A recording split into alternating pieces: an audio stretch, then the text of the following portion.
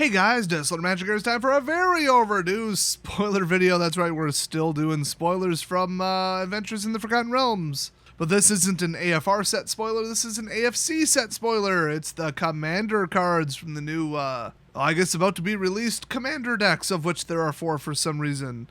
And of which they're associated with Standard for some reason, even though they're not Standard legal. It's like Wizards is trying to confuse people, but anyway, first up we've got Galea, Kindler of Hope. Now this card has all the markings of toxic garbage because it's 3-color. It's one of the most obnoxious 3-color combinations in the game. I think if you swapped out green for black, you would be there.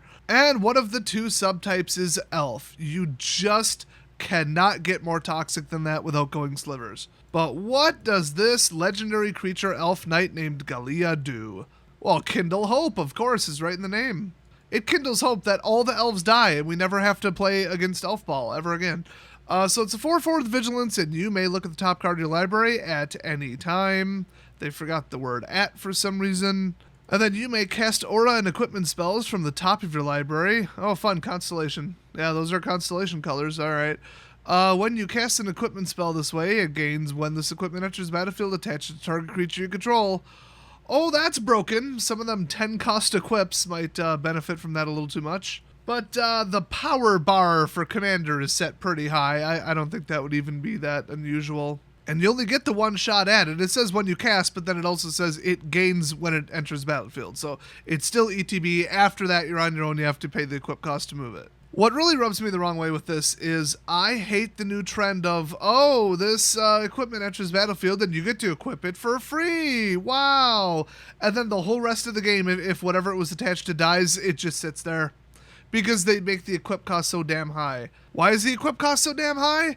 Because it's hyper powerful. So the free equip then becomes completely unbalanced. Yeah, I hate it. Equipment should have worked the way it always did.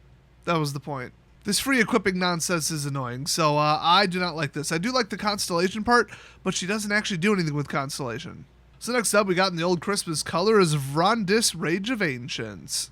So he's one of those dragon people. There's so many damn dragon people in video games and D&D, I forget what they're even called. Let's go with Dragonborn. It's probably the same as Skyrim, who knows. But they just didn't want to make that a subtype, just like they didn't want to make half-elf, so they did human elf. I mean, they're not wrong, but come on. If you don't think there's a difference between that humanoid and a dragon, you're out of your damn mind.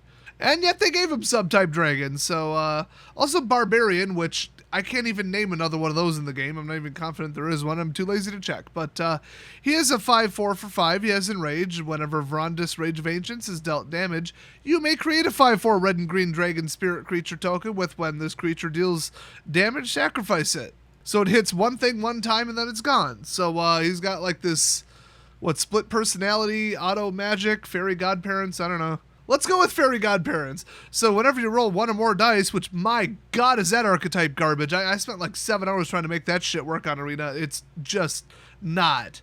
At least not 2-color dice. It doesn't work. All the good rolling shit costs 5 or 6 or 7 mana. The deck just collapses. It does nothing. So dice is a mechanic, no. Making it half your deck while the low end actually does something else, maybe. Just FYI. But with this homeboy here, he says, whenever you roll 1 or more dice, you may have Vrondiss deal 1 damage to itself. And then you get a dragon. This has got to be the weakest out of all the decks, and I haven't even looked at the other 2. So let's move on to Sefris of the hidden asshole combination of 3 colors. This color combination is usually referred to as Esper or, oh shit, you're running that? F*** you. Most people think it's like one of those Shards of Alar or whatever, some bullshit from 15 years ago that nobody cares about or knows about in the game, that people just use the nickname to confuse new people so that they can act superior. As part of their NetDecker pseudo-pro wannabe profile, you know, their whole defective personality where they have to win. But unsurprisingly, those people are wrong. It's actually named after the Pokemon, Esper. So anyway, it's a 3-cost 2/3 human wizard, and whenever 1 or more creature cards are put into your graveyard from anywhere, venture into the dungeon. So venture into the dungeon, but you're either discarding, milling, or creatures are dying. That cannot possibly be worth it. Instead of one of the 3 dungeons, all of which are shit compared to the power level of Commander, how about you just use creatures to win the game and don't get them killed? But wait, there's more. And there damn well better be. Oh, it says this ability triggers only once each turn. Okay, so they made it worse. Fantastic. Then it has Create Undead. Whenever you complete a dungeon, okay, might as well throw that in. Return target creature card from your graveyard directly to the battlefield. Oh, so now you got 2 reasons to self-mill. Okay. You throw in like a Psychic Spiral, Traumatize, that other 13-1. Oh, baby, you could get something going here. You could resurrect some beastly boys. This is still really roundabout. 2-3 is garbage. I don't like this. Well, it's not technically a control deck necessarily. I don't know. I haven't looked at the deck list because I don't care. And finally, we've got Prosper. Really, his name is Prosper. So, Prosper Tome-Bound. God, that's a stupid name. All right, 1/4 for 4. It's in black-red. And it has Death Touch. Finally! A 1/4 with Death Touch instead of like a fucking 6/2 with Death Touch. They finally understood the concept of Death Touch and what it's supposed to be. I live, you don't. If it's a 6/2, it wasn't going to live anyway. You know what the best use of Death Touch is? Getting to use it a second time. So anyway, we've got Mystic Arcanum. At the beginning of your end step, exile the top card of your library. Until the end of your next turn, you may play that card. That's a roundabout way to say you draw 2 per turn.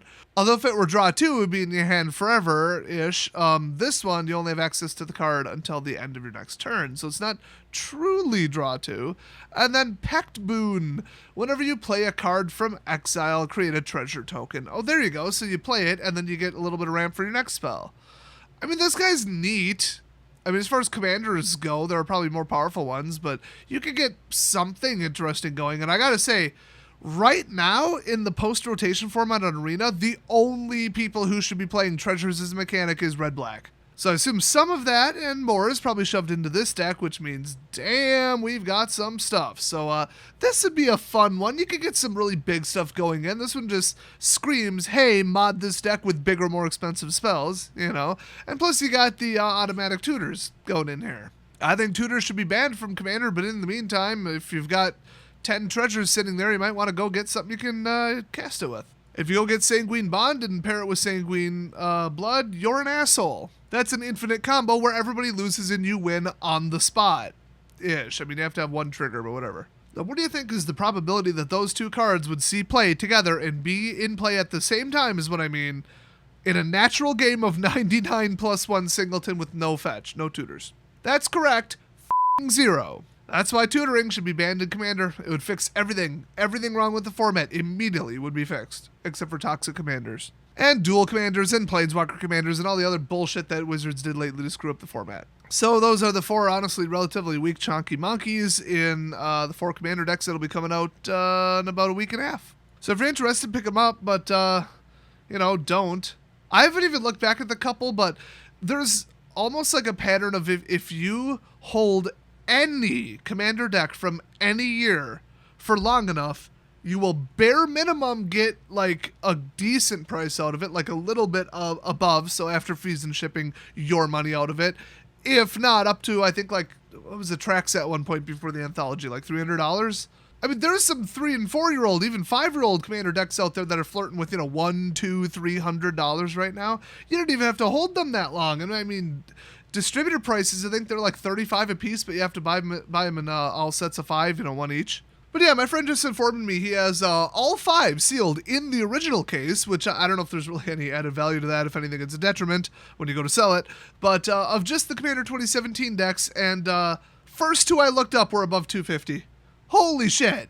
I mean, if people want the front card, I guess. I don't know. I mean, maybe some of the singles went up. It would almost have to be both, because, I mean, that price is insane. So I think, aren't these like $10 cheaper or something? And there's only 4 of them? So it's like, would I sit on these? No, they tend to be extremely lower power value or power level across the board, and they tend to put less valuable cards in them because, like I said, I think the MSRP, although they don't exist anymore, which is kind of the problem, I think it's lower for these. So all they did is take a crappier product that I don't think is going to be worth even above $100 5 years from now, and they slapped the word Commander on it to try to fool you. So I wouldn't invest in these. From what I heard from other shop owners, they don't really sell so well either anyway. So I wish I had better news, but it's just not a good product, and honestly, they should bring the Planeswalker decks back because they were pretty close to being playable decks. Well, I mean, they are playable decks at F&M. I'm just saying, like, you want to play standard, you drop, what, 15, 20 bucks on them or whatever, and then you just upgrade them a tiny little bit, and they're, like, competitive. At a basic level, they're competent and competitive, and easily editable for not much money. This is the opposite. Valueless, nobody wants them, they don't sell well, they're not standard legal, but they appear to be. That's just like everything wrong with the product altogether. I don't get it. This is really stupid. I think they should get rid of them and go back to Planeswalker decks. I really do. And, well, like I said, if they don't make money, they absolutely will, because Wizards likes money. So I'd look forward to seeing these leave the game permanently, and I'll see you guys next video.